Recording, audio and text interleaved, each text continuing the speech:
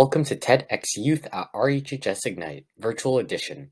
On behalf of the TED Club at Richmond Hill High School, we'd like to thank each and every one of you here today. Be sure to stay for the entire duration of this event in order to ensure your entry into our raffle. My name is Alan, and I'll be one of your hosts for today. My name is Sarah, and I will be your second co-host for today. Before we get started, as we wait for the arrival of more people into this live stream, here's a bit more about the premise of TEDxYouth RHHS Ignite. It's easy to recognize that the pandemic has left an impact on many people. Being isolated and unable to go outside for months on end has left many feeling lackluster and unmotivated.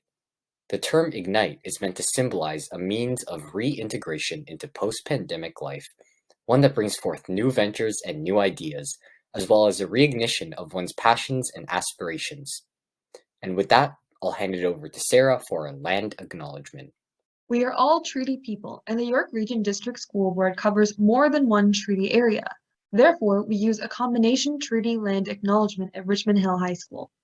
We would like to start by acknowledging that we are on the traditional territories of the Wendat, the Haudenosaunee, and the Anishinaabe people, whose presence here continues to this day. The land we are on is a meeting place of the two treaties, the land of the Mississaugas of the Credit and those of the First Nations of the Williams Treaty. We would also like to acknowledge the Chippewas of the Georgina Island First Nation as our closest Indigenous community and our partners in education. All right, and with that, let's get started with our event. First, we have RHHS Debate Club President Alex Zhu here to tell you why you should stick with high school debate, even if you initially struggle. Join Alex as he tells his debate circuit tales and reflections that have made the activity worth every second.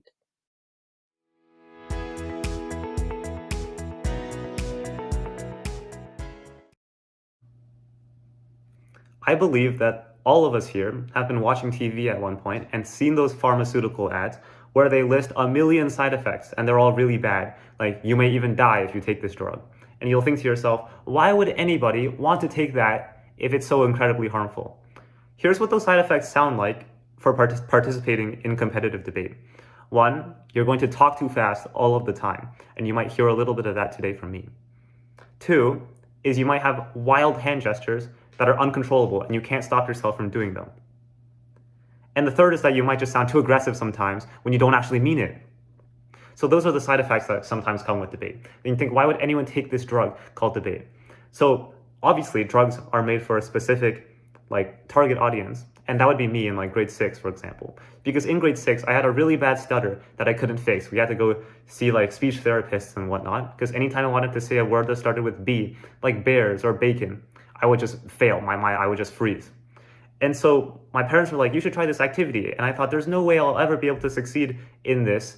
How am I supposed to competitively debate when I can't even talk or answer questions generally in class or whatnot? But in the end, I ended up participating in this activity and sticking with it for all 4 years through high school. And I think that this drug of debate has ended up making me a better person in the end, not just for making me a better speaker, but for all of the beneficial side effects as well. So today I'm going to tell you that journey of taking that drug of debate. And this is a journey that includes 4 parts, 4 sections. So I hope you'll listen to me and follow me through this journey again. So the first part of my journey in debate is being enamored. And this was basically just entering debate and being like, this is a cool activity. So I'm going to explain to you how this circuit works, or how the debate circuit functions in Ontario. Universities and high schools run tournaments for high schoolers throughout the year, and debate teams, which consist of a partnership of 2 people, go to these tournaments to compete. The format we use is British Parliamentary, which has 4 teams, 2 on government side, 1 opening, 1 closing, and 2 on opposition side, 1 opening, 1 closing. And so in these rounds, you take a first, a second, or third, or 4th place position, and you get rewarded points according to how well you do in those rounds. So at every tournament, there are going to be approximately 5 in-rounds, which everyone competes in, and you just rack up the points. And then at the end of those in-rounds, the teams with the most points get qualified for the out rounds, the elimination rounds, like the semifinals and the finals. And at the end of a tournament, a champion is crowned, whoever has managed to win the finals, and debaters get awards for breaking or getting high speaker scores. So that's basically how debate works. The first tournament I ever did was at Northern Secondary School in spring of 2019. So that's my grade 9 year. This was my first tournament, and I had gotten a partner.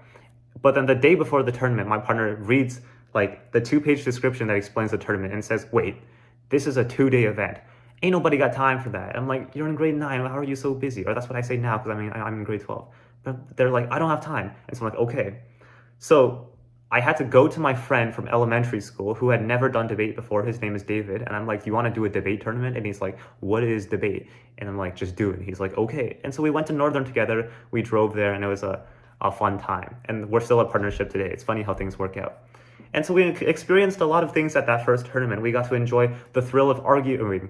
That's like thinking of responses and like clever ideas that you would have thought or never expected yourself to be capable of. Like, wow, how did I come up with that clever idea that actually responds to their point and refutes what they were saying? You learn new tactics and speaking skills, how to win these debates, how to convince judges. You learn more facts about the world, environmentalism, international relationships. You learn how to speak in front of a ton of people and not being stressed out, and how to succeed in convincing a judge that your team actually won. In these early times of debate, I didn't really care if we lost, because I'm like, everyone else is way more experienced, way more qualified. I'm expected to lose. So therefore, there was no pressure. It was just a good time to gain experience. And so I had a ton of enthusiasm after Northern. I idolized the other debaters I saw at this tournament. I imitated their speaking styles, and I copied the way they talked. I wrote all of their ideas down so I could use them later. And in the hallways, I would like chase down these judges for extra feedback. Be like, hey, what would you have ran in that argument? Or like, what did you think of what we said here? And all of these things. I also signed up for debate classes, and I watched a ton of tutorials on YouTube, just immersed myself entirely in this culture of debate. Basically, the next tournament I went to was Western in fall 2019, the start of grade 10. And this was my first year at Richmond Hill High School, so I was with a new partner. But that was a fun trip because we got to travel to Western University, and we got to stay in a really, really sketchy hotel, like in the middle of like a really sketchy place. And the beds were so sketchy, so my friend Alan, he slept in a bathtub. But those are all like journeys and things that we still talk about today. So it was just a great experience to be a part of those like legends and like those stories nowadays. But also at Western, we got to meet really, really interesting people and good debaters and like people who have done and accomplished a lot and make friends with them essentially. So that was like a lot of fun. So that's part one of the debate journey, basically learning what everything is about, and I think, yeah, this is pretty cool. The second part of the debate journey then is facing challenges. And this is where I've gone to a few tournaments now, and I expect to start breaking. I expect to start entering the out rounds, these eliminations, and to succeed, to be one of the better teams, at least in the junior category, if not in the overall open category. Kind of like when you're climbing a mountain, you run into some obstacles on the way, and these are the obstacles that we've hit. So at Western, the tournament I just talked about, I was with a new partner, but unfortunately, we didn't have matching styles of teamwork yet. We were in a round where, like, if we win this round, then we would qualify for the junior finals, which is like a dream. But we were facing another team from Richmond Hill High School. We ended up drawing closing government, which meant we had to argue for the motion, which is this house, as the left would employ bad faith politics against the right. And this was a really bad position because our front half, they took all of our ideas and we had nothing to talk about. So in the end, we ended up losing to another team from Richmond Hill High School. Even though my partner and I were on aggregate more experienced, we weren't that good at working together and we couldn't win that round, which is obviously disappointing. At the same time, I was failing in my debate class that I had signed up for. I wasn't promoted up levels like my peers were, and I ended up dropping out of the class because I thought this isn't working and I'm not succeeding.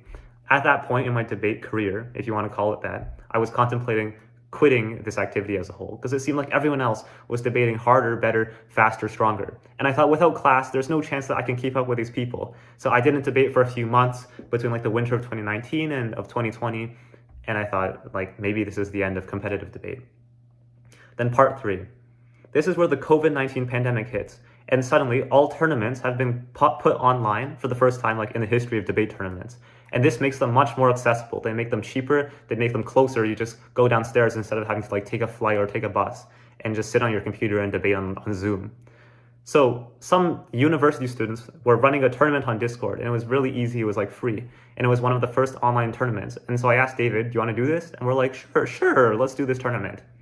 Somehow at this tournament, we beat some like really good teams, like people who are like candidates for getting on Team Canada and who are like currently on Team Canada. And we're like, how did we do that? And some of our friends are like, how did you beat that team? That's absolutely absurd. Now, maybe that was like a fluke and maybe we got lucky, but regardless, my partner and I, we got a lot of confidence from that. And just like that, with a little bit of luck, suddenly we were back invested in debate and thinking we're capable of succeeding in this activity and we want to keep trying to see how far we can go. And we had so much free time because school was on pause from the pandemic. So David and I, we got the training. It was like Eye of the Tiger playing in the background, like those movie montages of like Kung Fu masters training for like 10,000 hours and getting like really in shape and all of that. That's what it was like for David and I, that pandemic. So we made like spreadsheets of our past results to find our weaknesses. What positions are we bad at? What speeches are we bad at, to find our weaknesses? And then we would make drills to train those mistakes and get rid of them and make them like improve our game as a whole, and to get more in sync as a team, to just improve as a whole. And we may or may not have like also screen shared some debate classes that only one of us paid for, so that we could both like learn from the classes. That I cannot confirm or deny that happened. But basically, with this opportunity of the pandemic, we got back into debate. We did a ton of overseas tournaments, including like in the United Kingdom at like 3 a.m. in the middle of the night, which we would have never been able to access otherwise. And at all of these tournaments, we started to find success. So at Harvard World Schools, I managed to speak 21st out of 800 people and like international like qualified debaters. And also we, as a team, a bunch of like nobodies, we made the octo finalists, which means we were like in the top 16 teams out of like 200 or 300 qualified teams, including many national teams as well. So that was really impressive for us. At Western University, the next year's edition, we were quarterfinalists, and recently at Waterloo, we were finalists and just came second at the tournament overall. So almost won, but not quite. So yeah, we found a lot of success thanks to the pandemic and thanks to like a little bit of luck involved as well. Then part 4 and the final part of this journey, thanks for listening to me, is basically the plateau that we've hit. And this is a term that we use to describe when we're no longer improving, we've kind of gotten stuck. So since the start of grade 12, we haven't broken at McGill, at Western, at Queen's, and at Hart House, which is the U of T run tournament.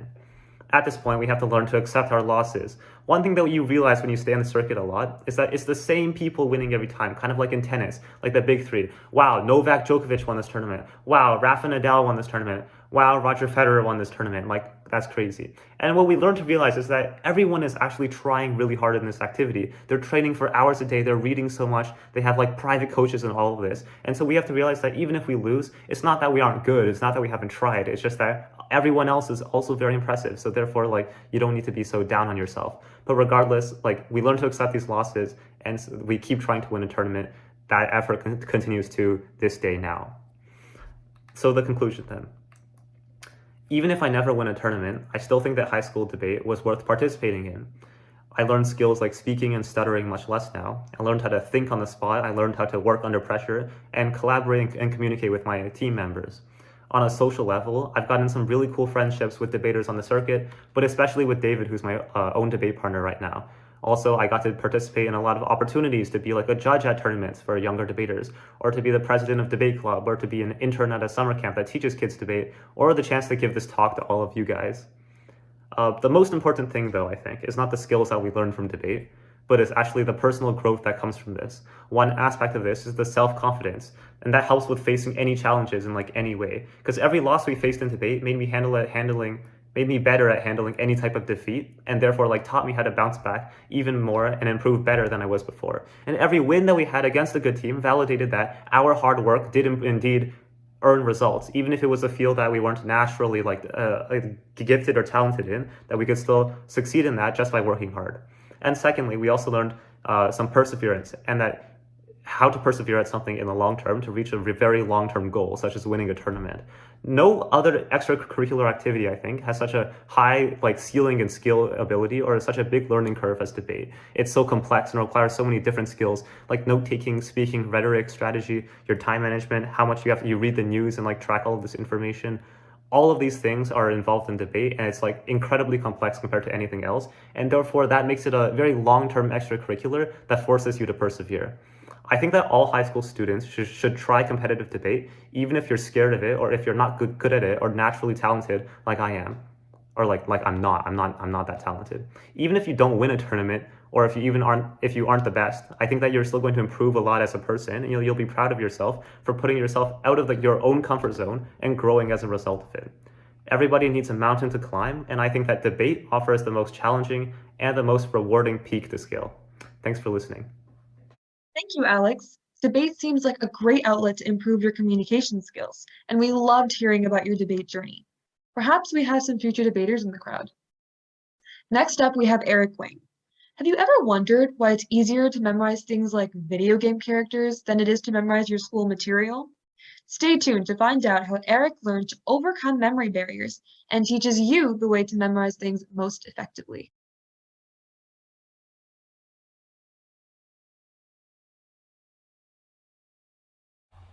I always found memorizing school materials to be difficult, whether it's kinematics equations for a physics class or molecular shapes for chemistry class.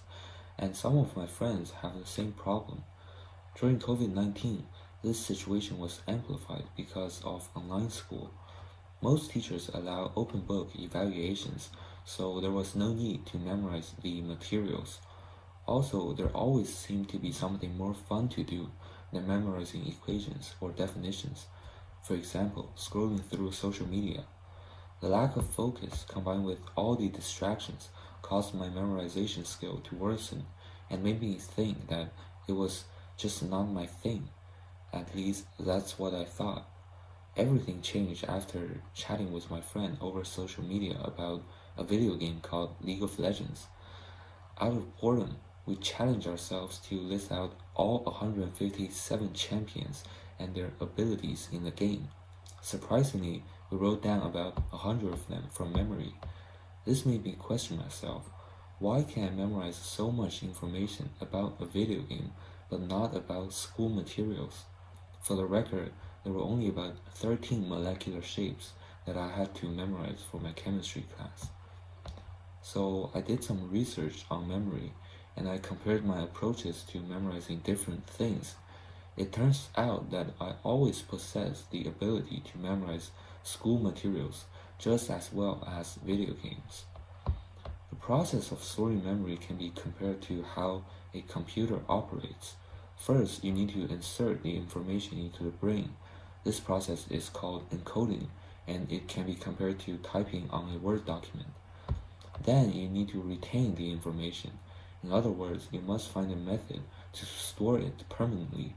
This step is like pressing the save button on your computer to save the Word document. Lastly, you must be able to use the information later. This step is also known as retrieving, and it can be compared to accessing saved Word documents on your computer. No matter what kind of things you want to remember, memory is formed through the same process. This can only mean one thing. When I played video game, I did something that I wasn't doing while studying. So what are they? First, I want to talk about the things that I did differently in the encoding step. To encode any memory, you need to do so effortfully and with a clear intention. A common example of failed encoding would be when asked to draw a penny. Although we see pennies often, we still can't draw them because we did not focus on encoding that information. While playing video games, I am always focused and put a lot of effort into understanding how the game operates. For example, I ask questions such as, is my opponent's abilities ready? Will the enemy team attack me? However, while studying, I was not as focused. I was concerned with concepts or ideas that do not require much thinking. For example, memorizing terms and their definitions. In psychology, this is known as shallow processing versus deep processing, and the latter makes memorization more effective. Instead of just remembering terms and their definitions, I should focus on the how and ask questions such as, how are these terms used in the context of this chapter? Many other techniques are also helpful for effective encoding. I use chunking while playing video games. For example, I chunk video game characters into groups based on their roles in the game. But for school, I just reread the entire chapter over and over, hoping that I could somehow absorb all the material through pure repetition.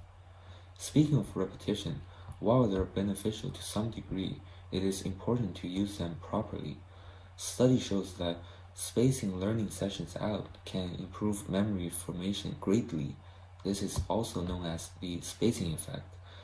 I frequently cram my studying sessions into the day before evaluations, but I spaced out my gaming sessions throughout the week.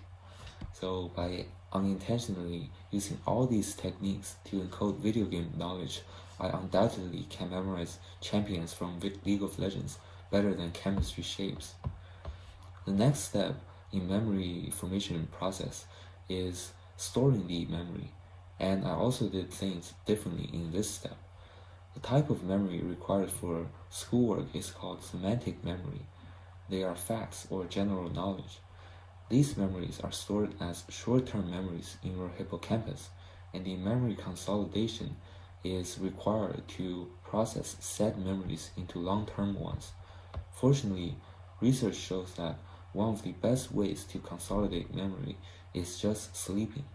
So by staying up late to play video games, I unintentionally experience less sleep-induced memory consolidation for my school material.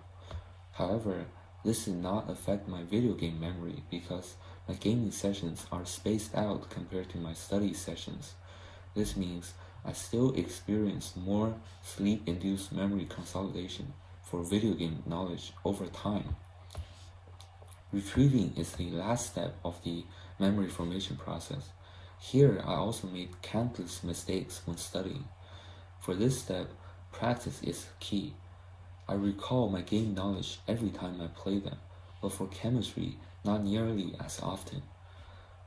Also, I neglected the context-dependent nature of memory retrieval while studying. I always play games in the same room, therefore my video game related knowledge will be retrieved under the same condition. However, I failed to consider this while studying for tests. Especially during COVID times, I should try to sometimes wear a mask while studying at home to better prepare myself for the conditions at school where I will be retrieving information to complete assessments. From this experience, I learned that when it comes to memory, there is no such thing as being able to memorize something better than others if you follow the memory formation steps properly. First, make sure that you are focused on the information and make meaningful reflections when encoding them. Tricks that you could use are chunking information into logical groups and spacing out your learning. Second, get tons of sleep for more sleep-induced memory consolidation.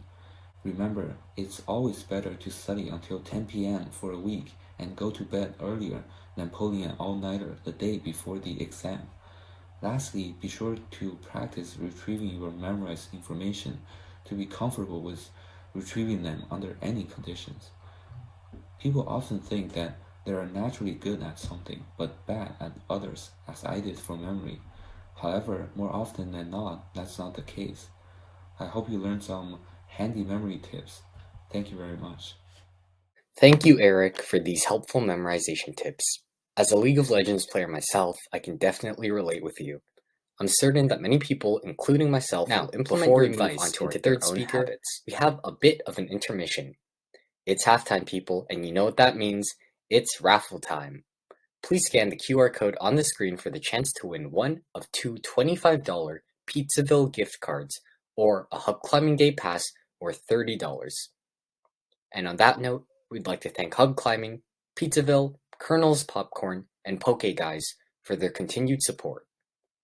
The winners for the mailing list and raffle giveaway will be contacted shortly after the event, so stay tuned for that.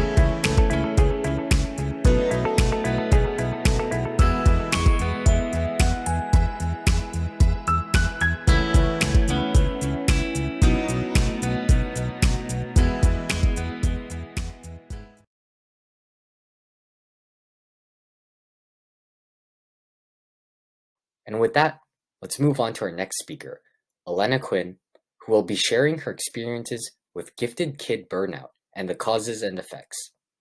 Stick around to find out why gifted children, society's supposedly brightest minds, are so prone to burning out.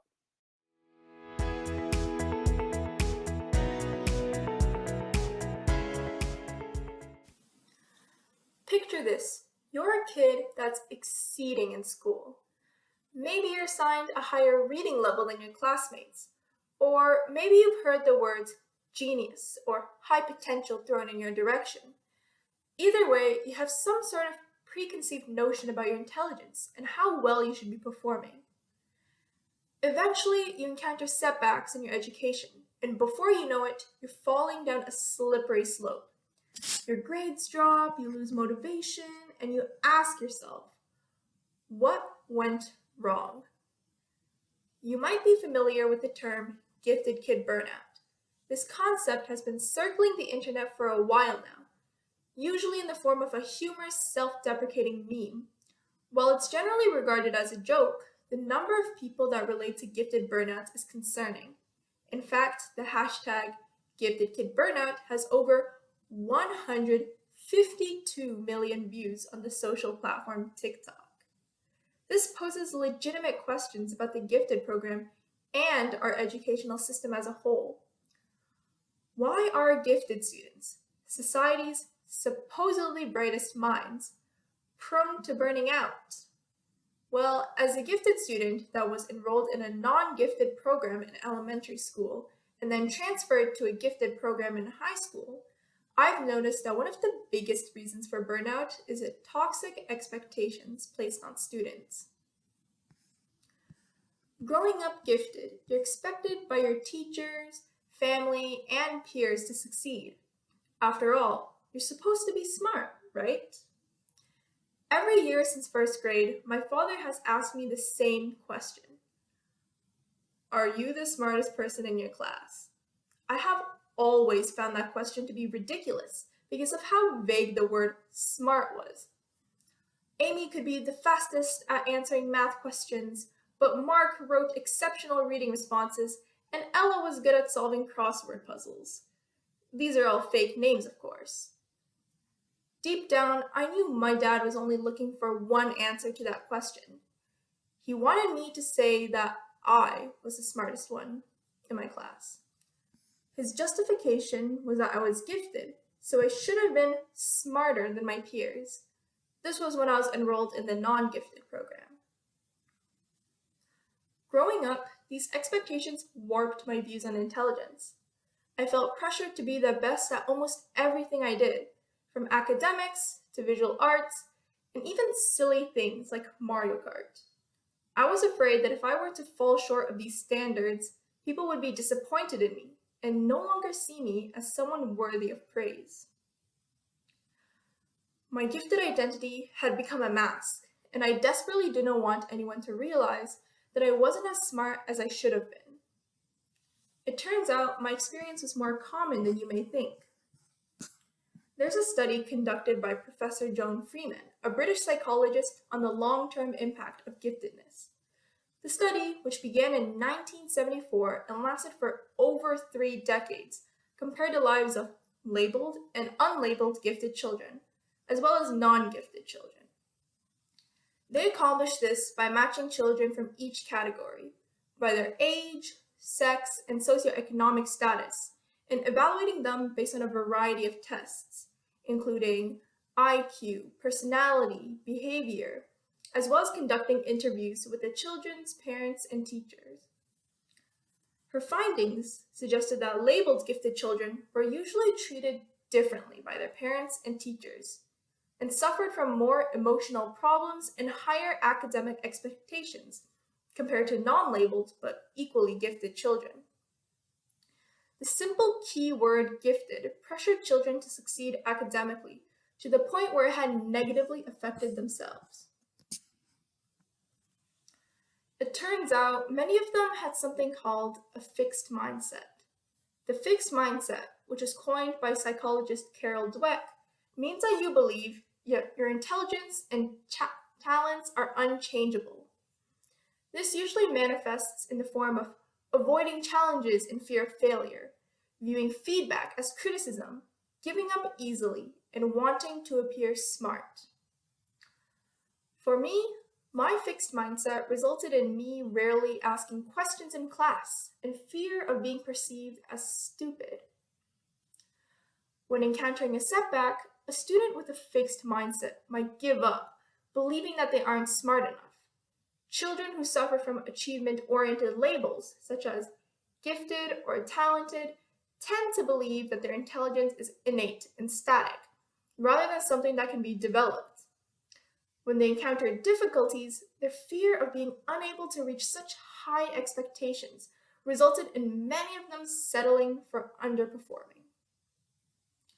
This explains why someone who might have been at the top of the class during their youth would stop challenging themselves and end up in a modest career. Of course, these shared experiences aren't just limited to gifted students, but to children who suffer from overly high expectations and toxic labels. Cough, cough, my fellow Asians. One may attribute this phenomenon to our education system. At some point during our education, the focus shifts from learning to grades. We begin to determine our own self-worth based on some numbers rather than the actual learning.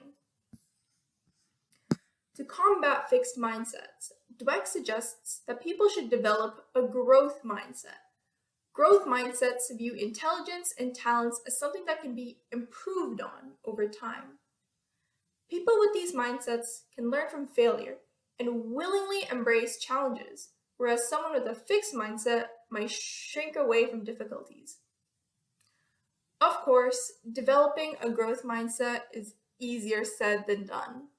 I believe that everyone possesses qualities of a fixed mindset to some degree at a certain point in their life. Although I try my best to apply a growth mindset in my life, there are several instances where I relapse into my fixed mindset behavior. For example, a certain trigonometry test during the first semester. Like most people, when faced with a poor grade, I felt extremely discouraged and upset at my own capabilities. Adopting and maintaining a growth mindset isn't always sunshine and sparkles. It's not always feasible to just shrug off your insecurities and put on a happy face. What you can tackle is doing the little things every day, such as choosing to approach a challenge with a positive outlook, reminding yourself that failure is part of the process, and stepping out of your comfort zone. If our education system were to promote a growth mindset, instead of mindlessly praising children as geniuses or talented, we could allow students to flourish and prevent the path of burnout. After all, it is not the person labeled as gifted in their youth who becomes successful, but rather the person who actively seeks opportunities and remains resilient in the face of adversity. Thank you. Thank you, Elena, for that insightful talk. Growth mindsets are so valuable and can definitely help to alleviate some of the pressure that's placed on students today.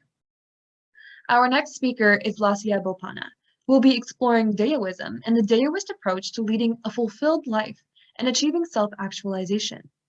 What mindset can we adapt so that we live our happiest lives? Take it away, Lasya.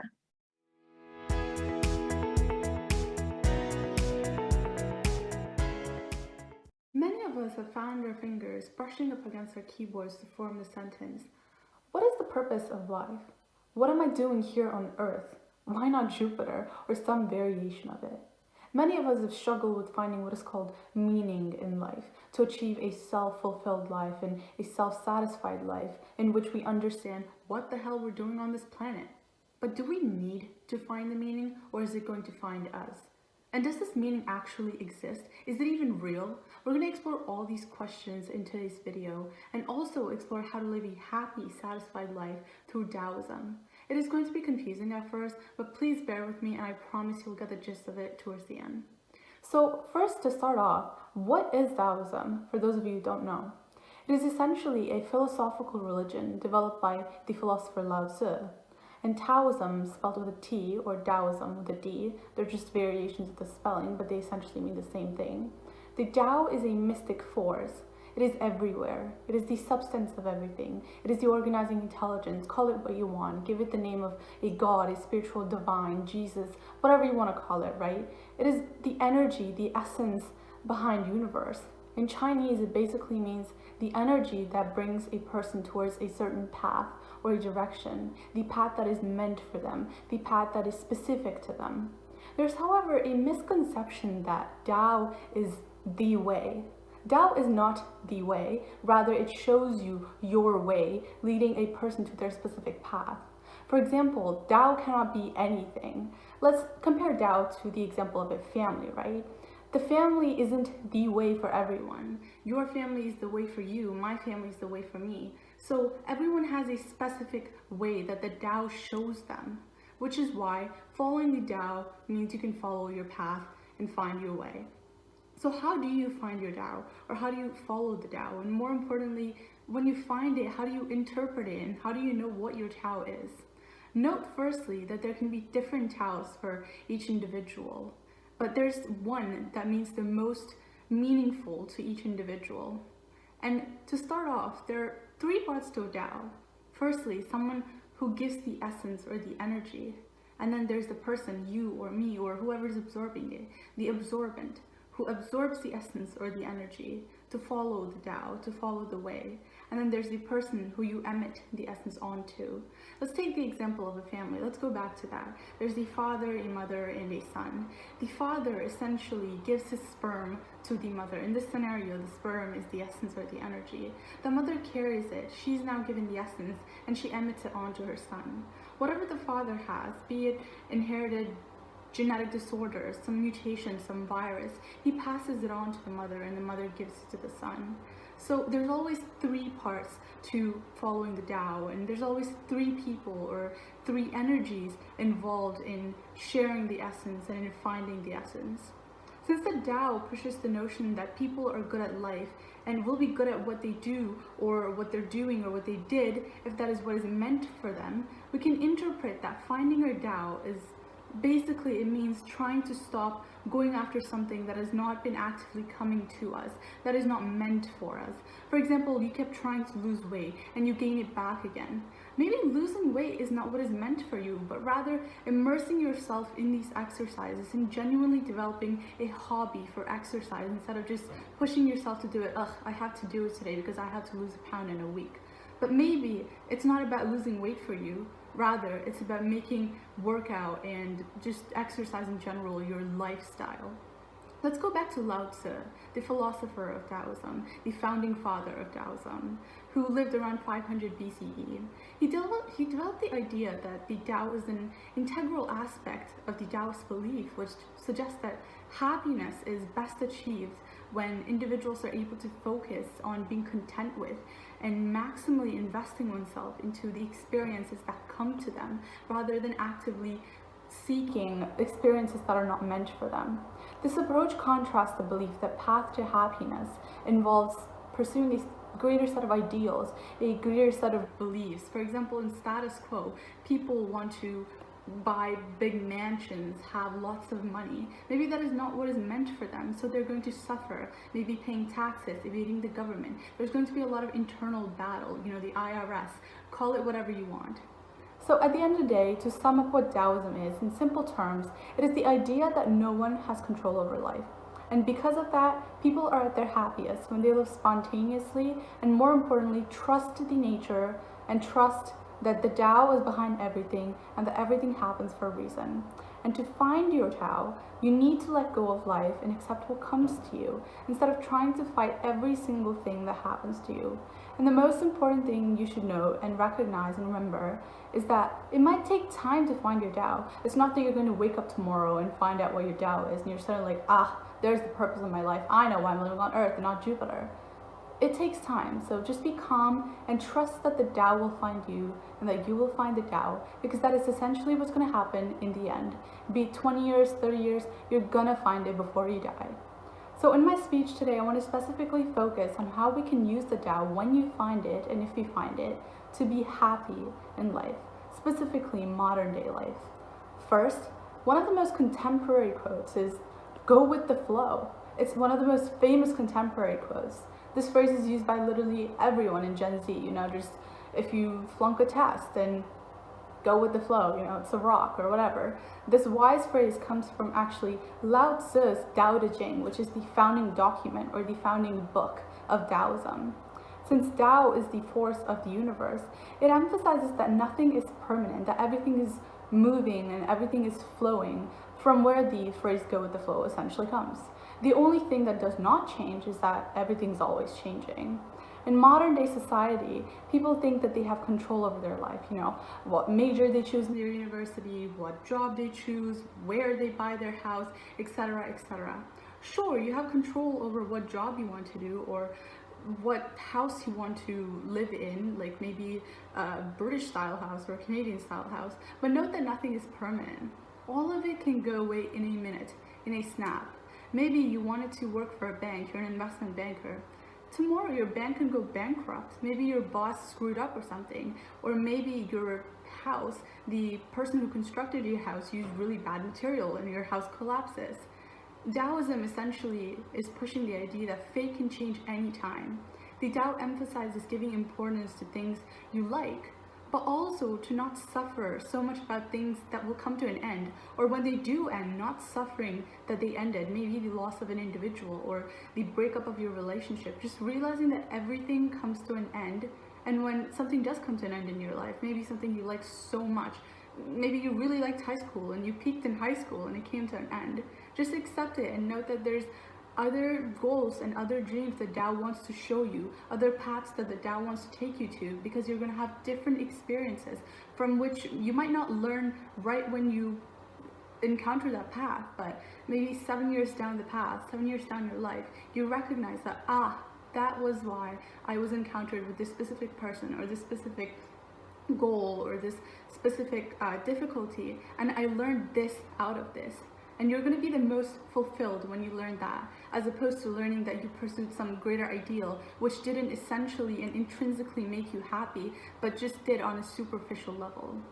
Secondly, the idea of Taoism is that it pushes the idea that for one to be truly happy, you shouldn't suffer about the ending of things, and how you should just live in the moment and live life to the fullest. For example, many people, let's go back to the weight loss journey example, right? Many people who engage in a weight loss journey worry about the results, about the end result, often giving up very easily. Like maybe a person thought, I want to lose 30 pounds in 6 months, and they didn't. They hit the 6 month and 1 day mark. Maybe you're not, first of all, meant to lose 30 pounds in 6 months. Maybe you're meant to lose it in 12 days. And secondly, it might be that you weren't meant to lose weight in the first place at all. Maybe the meaning was for you to develop a genuine interest and passion for weight loss. That is what Taoism pushes. Sometimes what you think is your fate is not really your fate, and trying to make what is not your fate just makes you unhappy.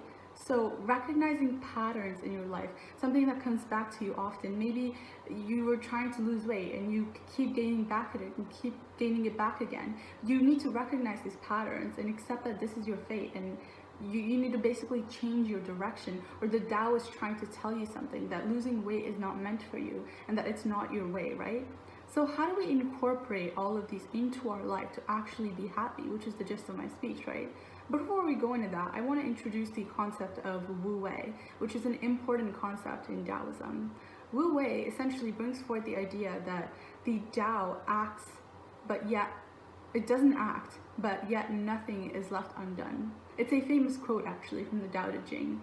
It does not mean not acting, it just means effortless action. It means being at peace while carrying out tasks.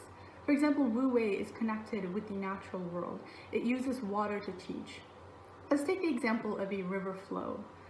The concept of Wu Wei in Taoism teaches that water will essentially get to a sediment, a stop, regardless of rocks or any other obstacles in the current.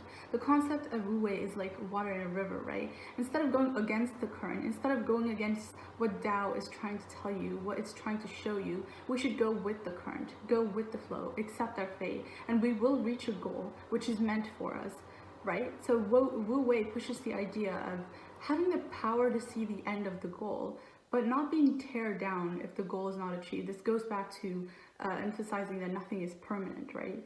Wu Wei highlights the fact that Taoism is not, when I get tear down, I come back fighting, but rather it's about, I wasn't torn down to begin with, because even though I'm thrown off my original path, I'm able to discover different paths, and maybe those different paths are what are truly meant for me. Both the ideas are about positivity. For example, the first one says, I come back fighting. You know, the, I guess, fire song or what, a fight song, it's about I come back fighting, right? But Taoism is about decreasing one's internal battle and maximizing happiness. The latter, which is accepting that fate changes, course changes, and that you might have different paths. It just decreases your internal battle. Although both are about positivity, the difference here is that you're able to be happier and lead a much satisfied life with the practice of Taoism. Now let's go back to incorporating the Tao into your life to be happy. If Taoism is accepting fate and what comes to you, should you just accept your situation in life and not try to better it? Let's say you're merely able to make ends meet. If this is your fate, should you accept it? You have to remember two main things from Taoism that I just told you previously, but I will still repeat. First, nothing is permanent. Your life situation is going to change. The Tao has set plans for you and you are going to reach them, but this will take time. It might be, for me, I'm going to reach my goals tomorrow, but for you, it might take 10 years. Trying to change your course, trying to change your fate, you cannot do that. The Tao has something that is planned for you and it will get it done regardless of whether you like it or not. But just accepting that your fate is 10 years down the road will decrease your internal battle for these 10 years, and you're able to await your fate or await what is meant for you to come to you, and you're essentially able to be happy. Secondly, going with the flow and trusting the Tao, which is exactly what I mentioned just now. That the Tao has a plan for everyone. Whether you like it or not, it will get what it has to done regardless, right? So accepting your fate will just make you happy. At worst, you might not be happy, but at least you won't be dissatisfied trying to fight battles to achieve dreams and goals that are not meant for you, that are not the goals the Tao has planned for you to reach. At the end of the day, the Tao gets everything done, whether you like it or not. What is meant for you will come to you. Instead of fighting your fate, if you accept it, you're likely to be much happier, and that is the gist of Taoism. Thank you. Thank you, Lasia, for your words of wisdom. I'm sure the audience grew happier just by listening to your talk, and I'm sure that with your insights we can all live happier lives. And that marks the conclusion of TEDxYouth at RHHS Ignite 2022. Alan and I would love to thank everyone for coming out and watching our RHHS TED Ignite event. We would like to thank the amazing speakers, the volunteers, and the support systems that helped to make this event. Can we have one final and virtual, of course, round of applause for all of our amazing speakers. Remember to follow RHHS TED Club on social media so you can stay updated on all things TED at RHHS. Thank you for being such a great audience, and good night.